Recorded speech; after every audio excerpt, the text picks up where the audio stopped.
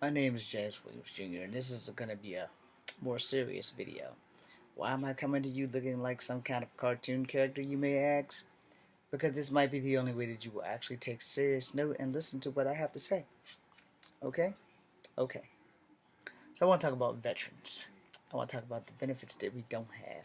I want to talk about the things that veterans need, don't have, and should have, and why don't we?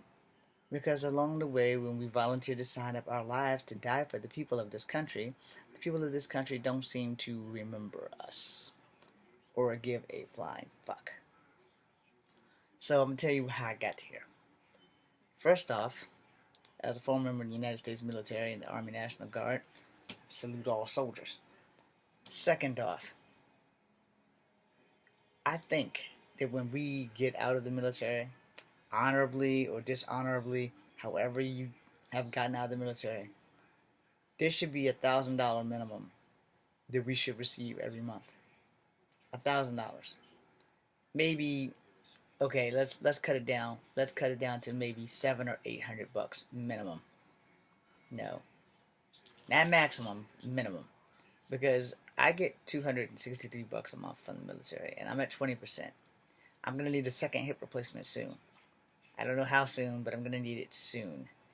I just got my first hip replacement last year, so this is my first whole year having the hip replacement and learning to refunction and live in society. Learning to walk again wasn't hard. That was actually the easy part. Pain management and control was like the more difficult part.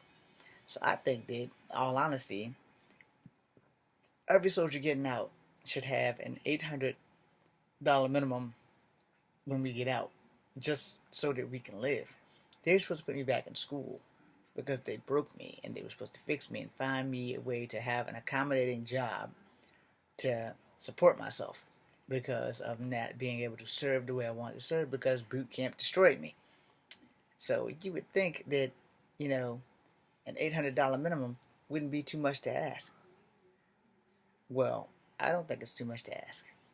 And I think that since they just started giving World War II vets their restitution, they just started giving Korean vets and Vietnam vets, and maybe now they might touch on the Iraq War vets, and every vet should have at least an $800 minimum.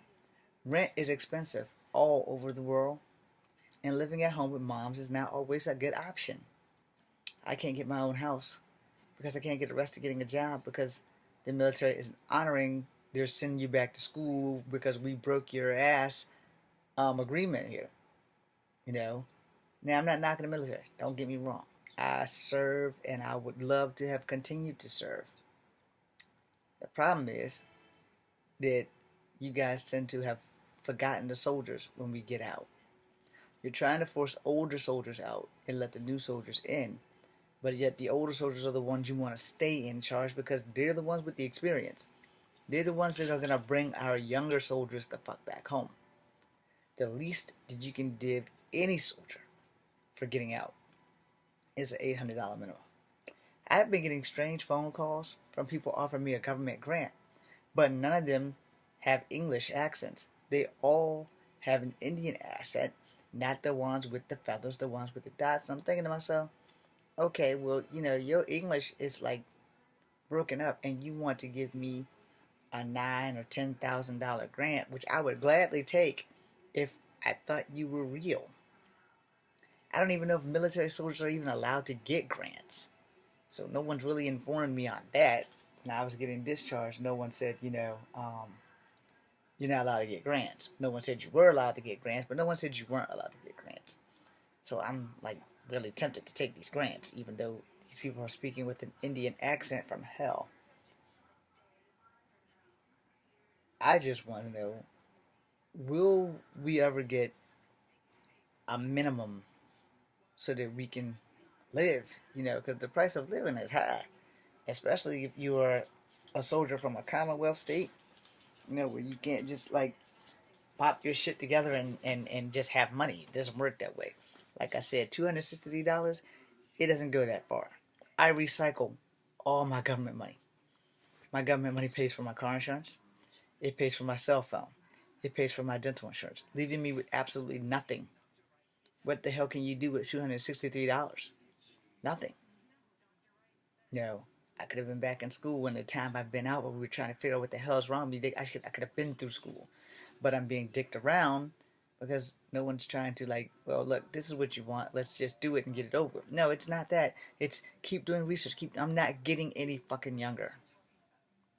So I honestly think that we should all, as veterans, come together and have a discussion about what we should have when we get the fuck out of the military. And I'm not knocking the military, like I said, but I'm really knocking the after factor, which I honestly truly say, we should have a $800 minimum when we get out. $800 should be the lowest amount that they should go to as for giving us money for when we get out. I'm not being greedy or anything. I'm just saying, we volunteered to die. We signed our land on the line. We took the oath of service. And by all means, most of us had no intention of leaving the military in the first damn place. It's good money in the military if you can live to spend it. But when we get out, the least that they can do is give us an $800 minimum. $800. I was making $800 while I was in. Why can't I make $800 while I'm out? I know how to manage my money. $800 can go a whole lot further than $263. I'm James Williams Jr. And I think that everyone in the military could at least agree with me on this. $800 minimum. Minimum. Now that's E1 pay. If you can pay a E1 while we're in, you can pay me E1 pay when I'm out. $800 minimum. No less than $500 at least. I'm James Williams Jr. This is Comfort Habit number 2. Be seeing you later tonight.